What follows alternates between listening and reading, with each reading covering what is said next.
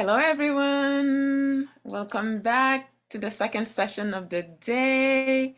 As always, welcome everyone to the Embody Lab 1 Day Summit on Psychedelics and Trauma Healing. My name is Oyemi Kalimaat, and I am zooming in from Monacan Land, which is colonially known as Buckingham, Virginia. And I'm on the East Coast time, so it's 10:49 a.m. for me. And this is our second session of the day, Embodied Journeys, Somatic and Trauma-Informed Mindset for Psychedelic Assisted Therapy with Manuela Miscorides. And as our community gathers today from various corners of the globe, we would like to acknowledge that the land we live and work on is the traditional territory of many indigenous peoples. We respectfully honor their people, cultures, and tradition. With that, if Liv could please spotlight Manuela so I can read her bio. We're gonna put her longer bio in the chat, but I saw in the bio. But before I even read her bio, I want you guys to know something. I have been a part of the Embody Lab community for about 2 years now, and there have been a handful of people that truly, truly, truly inspire me, and Manuela is one of those people. So I hope that you guys get to see what I've been exposed to these last 2 years in her brilliance and her care and her mindfulness and just how delicate she presents this information and this content to all of us. So with that, Manuela Miscorides is an international teacher of somatic psychology, somatic psychotherapist, a founder of Hakomi Institute of California, and Embody Wise, a nonprofit that cultivates learning from the wisdom teachings of the body. She is the developer of the innate somatic intelligence trauma therapy approach, ISITTA, and is an in-depth trauma training program for therapists and practitioners. So again, keeping it short, but we're going to put the longer bio in the chat, so feel free to read her bio because she is quite brilliant and you will get to experience that today. So with that, Manuela. Oh, thank you, Ayami. I wish we had those times when you were my demo person and you were doing these beautiful movements. Ayami is such a beautiful mover. So if you take other classes or if you had the pleasure to see her move, she's a gorgeous dancer and mover. So thank you for being here. Thanks for Embody Lab for having me here again. And thank you all for being here together at the summit. I'm very excited to be talking to you about embodied journeys, somatic and trauma-informed mindset for psychedelic assisted therapy. I will make it often short when I talk about psychedelic assisted psychotherapy. I will call it PAP sometimes. So just if I throw the word PAP around, then you know, oh, that's what she's talking about, because it's a mouthful. Psychedelic assisted psychotherapy. It's a lot. So PAP. So I'm really delighted that we have this time here together. As Oyami was saying, I've been a psychotherapist and somatic psychotherapist for over 25 years. And I live in the Bay Area originally, and that's where I do my work. That's where I teach and practice. Right now, I'm calling you from France. I'm on a short trip here, and I'm calling you from the beautiful countryside here, escaping the heat. And in the last 25 years, I've had the delight and pleasure to have a very close relationship to the psychedelic work because I've done a lot of integrative work with clients who've done psychedelic work. And in the last few years, I had also the pleasure to do work with first responders using ketamine, so CAP, ketamine-assisted psychotherapy work. So my talk here today, or my presentation today, is really about doing some offerings from the somatic world that I think are uniquely suited to help therapists and guides to be assisting this beautiful PAP process. I think that somatic therapy has something unique to offer. As you know, the psychedelic field is just such a rich, beautiful field of research and therapies and investigation and practice and indigenous practice, a long, long lineage already, way before we have been now coming on the scene in the West, a rich tradition. And we all have beautiful offerings to give, and we're all trying to figure out how do we use these powerful medicines working with a variety of ailments from anxiety, depression, and trauma.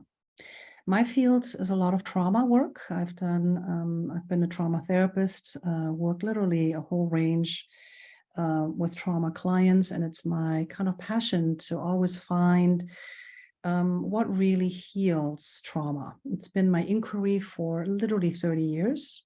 I keep asking the question again and again and again. And the more I know, and the more I practice, and the more I treat, and the more I teach, the less I know. And I don't say that to be facetious here, but it's really that the more we look into what really heals, it's truly a mystery process. And the beauty about psychedelic work is that it invites us into the mystery process, this frontier of how do we access our own innate knowledge, our own innate wisdom. And that's, I think, why it's so powerful. So what I would like to do is I'd like to, in this hour that we have together, and please feel free to post some of these chat questions. I love questions. I don't get thrown off by them. I will cover a couple of things I'd like to cover, and then I'll definitely will field your questions. That makes it much more lively, what's really here in the room. But I would like to take a look at what the role of somatic interventions in particular are for this developing field. And I also like to look at how therapists and guides can prepare specifically for the emergence of trauma and body memories, because that happens quite a lot in psychedelic work. And in fact, a lot of people who are battling depression, anxiety, and trauma are often turning towards psychedelic medicines because they feel like that some of the other therapy modalities are failing them, or just getting them to a certain point, but not really helping them to truly process the trauma work. So I'd like to take a look at that. What can therapists and guides do when trauma and body memories surface? Now, this is a huge topic. This would be literally a year-long training, but I'd like to give you some cliff notes on that, how I think about it. And then in particular, I like to take a look at how somatic therapies, and my wheelhouse is really Hakomi therapy and somatic experiencing and other somatic modalities. I come from Hakomi, I teach Hakomi, that's my home base, but I've been trained in many somatic modalities, and I'm a big supporter that a lot of somatic works need to come together to heal trauma. One of my discoveries on my inquiry of what really heals trauma is that there's no one modality. We need many, many modalities and tools in our toolkit to truly help to alleviate the suffering of trauma. I like to take a specific look at what I like to call somatic set and setting. That's a set and setting is a word or two words that get thrown around a lot in the psychedelic work. So I like to take a look at that, what that means from a somatic perspective. If we have time, I'll do a short little experiential exercise looking at what it means to be in a somatic attunement when in an expanded state. Expanded state is another way to describe a psychedelic space. So let's take a look at the role of somatic interventions in the field of psychedelic assisted therapy. By nature, and I'm not highlighting any particular medicines, right? By nature, so there's a whole range of different medicines, and they all are very particular, and there is a huge knowledge base with each one of them. But by nature, the psychedelic work is highly experiential work. It's highly experiential. It's also highly somatic for a lot of people. Not for all people, but some medicines in particular can be experienced very somatic, meaning body-based. Soma, if you're new to somatic work, soma means the body. It's a Greek word. And when we talk about somatic, we're really meaning that it's how do I sense and feel it in my body? And these are nonverbal experiences. These are nonverbal cues that I receive from my body.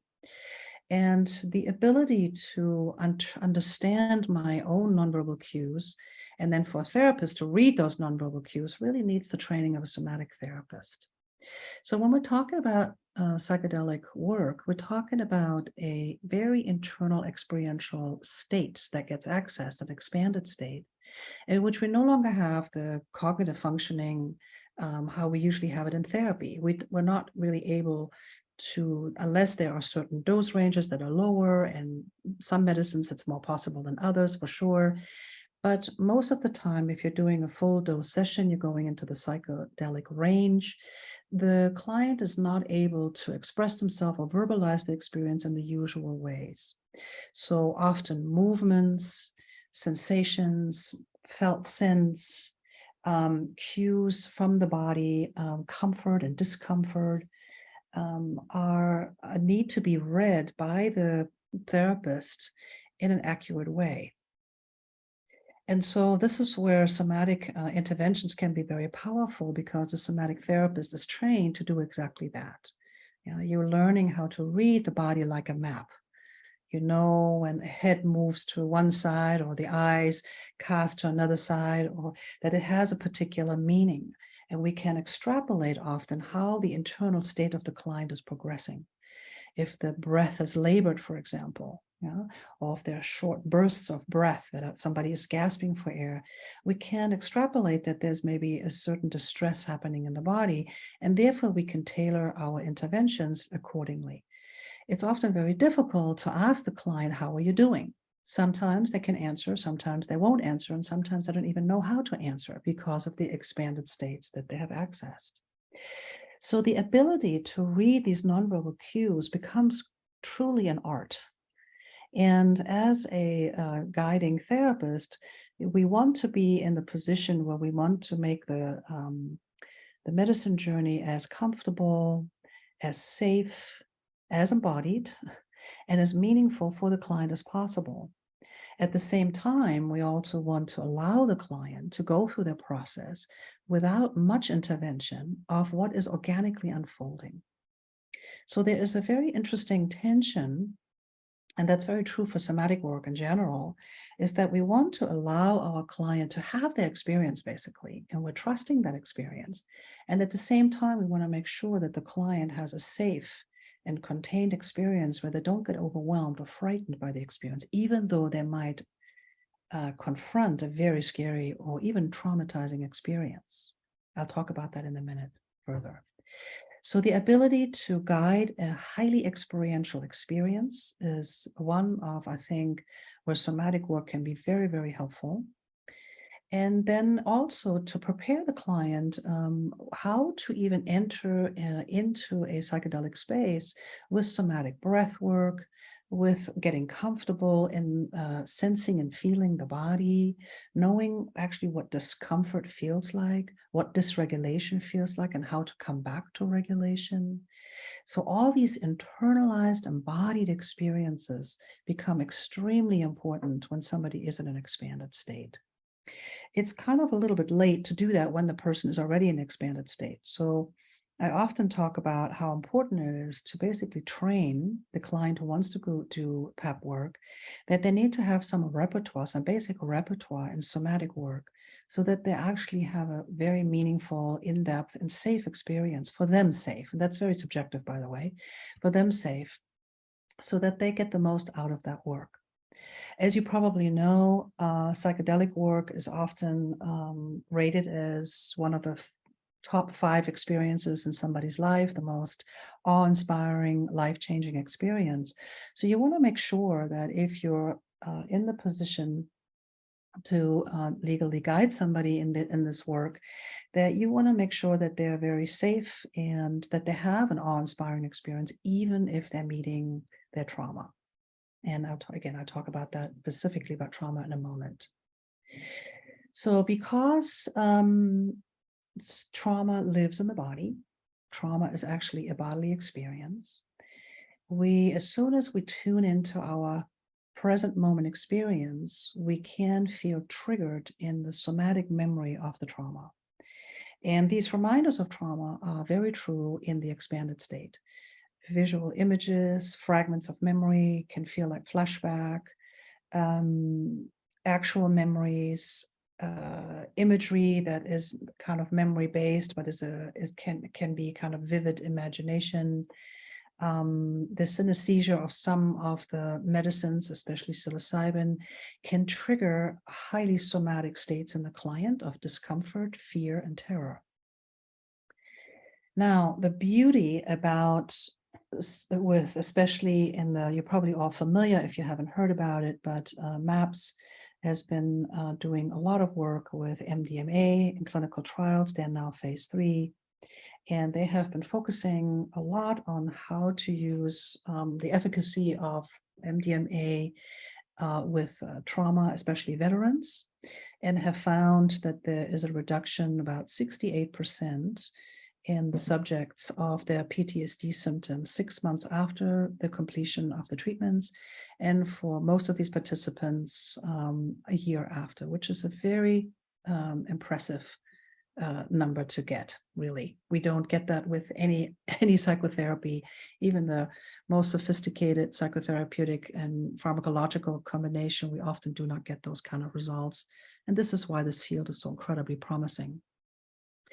So what happens is that in the PAP experience, the activity in the brain's default mode network actually decreases. So there's reduced activity. And when we have trauma experiences, our default network actually gets increased. And so different brain regions begin to talk to each other. So the neural networks that involve especially our amygdala, you probably have heard about the amygdala.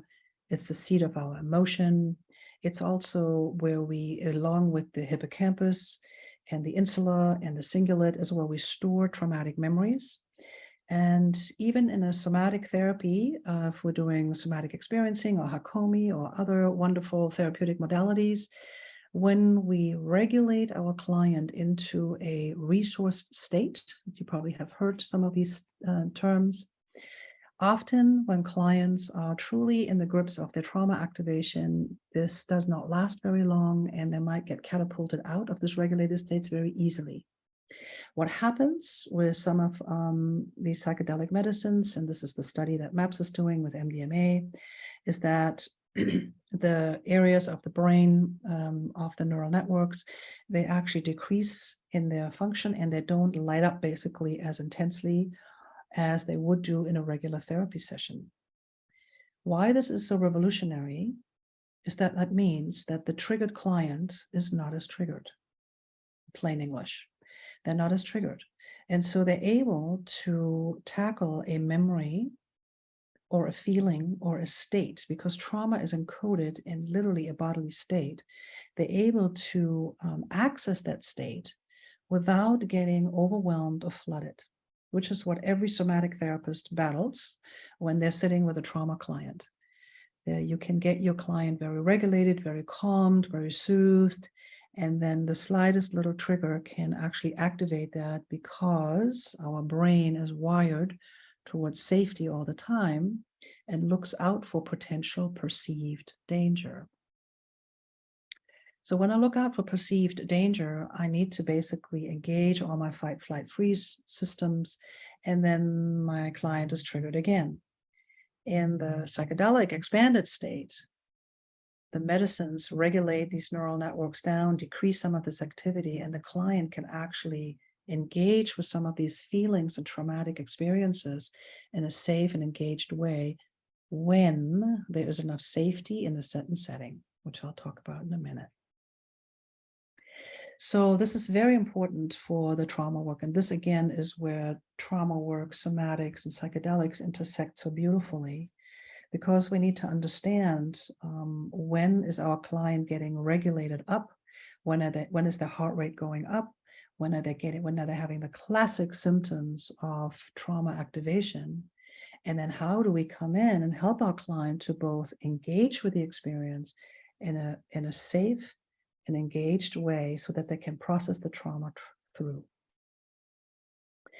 One of the challenges that we've had in somatic therapies, trauma therapies, is that because many trauma clients are so activated, is that they we tend to have a bias towards resourcing our clients a lot. So the client gets activated, they get fearful, they have a trauma memory coming up. We, rightly so, begin to offer our client a kind of soothing, regulating, co-regulating menu. Let me unpack this a little bit for those of you who may be new to these terminologies. So When client gets activated, has a traumatic memory, and they're remembering something terrible, their breath might get very short. They might have a feeling of fear. They might have a tension in the body. As a somatically trained trauma therapist, we would immediately in that moment offer them an option to regulate the state. So we would say, so notice what's happening in your body right now. How about I offer you a breath here, or can you feel your feet on the ground, which is a resourcing technique. I'm offering another somatic state to counterbalance the activation. Another way, I might be interrupting that state so that the client gets their prefrontal cortex back, because what happens when somebody gets activated is their prefrontal cortex activity of understanding their own experience actually gets interrupted. And thirdly, I might offer the therapeutic connection. Why don't you connect with me? I might say to the client, yeah, what's it like if you look at me? Well, you look like a friendly face. I feel it's okay. As you look at me, what happens in your body right now? Well, there's a little bit more breath. That feels a little safer. That was really scary what I just tapped into. That's what we refer to as co-regulation. There's a whole field of polyvagal theory informed, and that's a lot of what relationally based therapists are working towards, that they're using the relationship, the safe therapeutic relationship, and the calm, regulated nervous system of the therapist to co-regulate the other person. I'm seeing in Anthony's picture right now, a cat walking through the picture, which is lovely. So the cat is regulating Anthony, and I can't see your name there, but it's regulating you too. And that's what mammals do. What mammals actually regulate, yeah, there you go. I love the cat, the tail, the happy cat. What mammals do is they regulate one another. It's beautiful biology here. Yeah. So when you're with a good friend, a close partner, and you get scared and your partner reaches over and puts a hand on your shoulder or gives you a hug, they're co-regulating you. Yeah. When you get a little anxious and your cat crawls on your lap or your dog comes and leans up against you, your mammal is co-regulating you. This is what we do as humans. We co-regulate all the time. Yeah. And part of relational trauma is that we often have received not enough co-regulation. This is in the whole ballpark of attachment, wounds, and trauma. So when we work with trauma memories in a non-expanded state, what the somatic therapist will do is we'll build a repertoire and try to teach the client by helping them to teach them tools, regulating tools, somatic breaths, movement, and so on, a whole repertoire to help them to interrupt that state. Because what we don't want is for clients to re-encode into their nervous system, into their default network, the same overwhelming, traumatizing, horrifying experience. Trauma therapy is not about reliving your trauma. This is really important. Trauma therapy, healing, is not about reliving a trauma. It's about visiting the state in which it was encoded with new information. You want to visit the state, but you want to bring with you some good tools. Yeah? This is why in the trauma therapy world, we talk a lot about the resourcing, the regulating, the bringing people back into a more safe internal space. This is why nature is so powerful for many trauma survivors, because it regulates us, right? Breathing next to a tree, sitting next to a body of water, right? Being next to a friendly mammal, all of that, being in a big sky energy, being in the water, surfing. I mean, you talk a million ways to how our body learns to restore the nervous system. Now, here's the interesting thing about psychedelic work. Often, many times, these trauma memories do come up. And left alone, we can have what's often called a bad trip. Because what really matters is how we enter into the PEP work. So this is referred to as set and setting. Set and setting, which is really the original term, comes from, believe it or not, from Timothy Leary. And it was talked about set. And this is really about how the mind is being preserved for the journey. So how do we enter into the psychedelic work? What kind of state of mind do we have? What intention? What preparation? How do we enter into with our mood, our beliefs, our perceptions, and also our beliefs around spirituality and religion? All that is part of the set of how do we enter into it? What do we bring into the psychedelic work? Setting is everything that's outside. So it's the people that I have around me, the music, if I'm in nature, if I'm in a clinical setting, if the bed that I'm lying on is very comfortable, if it's soothing music, if it's a beautiful, safe space, or if I'm in a club. That's not an ideal setting to do psychedelic work for therapeutic, especially for trauma recovery and healing. That's not a very good setting. Just for all the reasons I was just mentioning. I know that a lot of people do recreationally psychedelic work, but many people, and this is quite a bit of clients that I've worked with as well, come in and say, yeah, I tried it, but then it was a really difficult, bad trip. And there's some people that say there's no such thing as a bad trip, but for trauma clients, there are bad trips. Because it's what's missing for them is in therapy, the safe container. And that set and setting that's not done appropriately, safe enough for them to go through that journey and meet those struggles and those traumatic memories in a new way. Remember, I said that trauma healing is about meeting the trauma and with new information and new experience.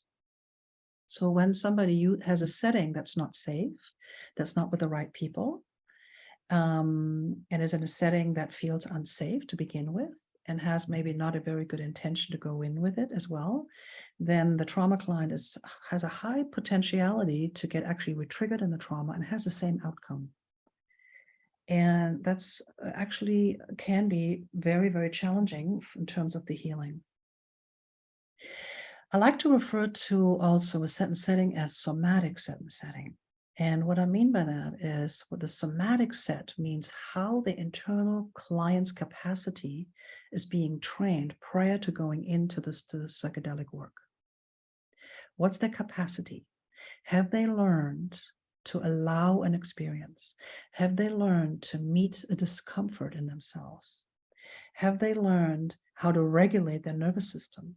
Have they learned how to trust a somatic experience that they had no control over? Have they had a breath experience or a movement experience that made them feel, quote, weird or expanded or unusual or not knowing what this is? And can they trust that experience? This is all a somatic skill set that I believe as a somatic therapist is essential to actually give our clients before they even get into an expanded state experience, especially with trauma. Because the client, once they get into that experience, they have a nervous system knowledge, they have trained it, they have a memory of that on a physiological level, that, oh my gosh, here comes the trauma, here comes this horrible thing that I actually didn't want to remember, and here it is squarely, and I'm terrified. They have the help of the medicines that's decreasing their neural network, the default network. But now you also have the somatic set, the internal capacity to trust this experience. And that's a very powerful combination. Many clients that come up against difficult, challenging experiences have a difficult time relaxing into it. They're tensing their body. We want exactly the opposite. Relaxing into it is often an instruction that a therapist will do. Trust this experience. See if you can take a breath, exhale, right? We're often encouraging more the soothing, calming, relaxing repertoire of the body. But if the client has been trained prior to actually have a knowledge base on a somatic level, it will be remembered in that moment. And it's a very powerful resource that's already installed. Somatic setting, I like to refer to as how the therapist is resourced and regulated within themselves during the work. Depending on the kind of medicines a therapist uses, ketamine sessions can be shortish, a 2-hour window, and psychedelic work or MDMA sessions can be longer, could be many hours. It means that the therapist needs to have, in the clinical settings, there's often two therapists because of that, and it's a recommended, for some therapies, recommended protocol, partly because it's very long, but also to stay present and regulated within your own nervous system as your client journeys through these expanded states can be very challenging, both in terms of having the attention, the presence, and then working with your own triggers. So when I talk about somatic setting, is that the therapist needs to learn how to be resourced and regulated within themselves throughout the work. And that can't happen just on the fly. This actually is training. This is literally training ground. And so then the therapist knows when they're getting triggered themselves, because again, so much of the work is nonverbal. I need to be able to read my own internal somatic experience, to intuit and have an educated hunch of what's going on for my clients. The client might not be communicating, but I might have an intuitive hunch, right? And I can get that because my soma has been cultivated and trained to read that. So that's what I mean by somatic setting.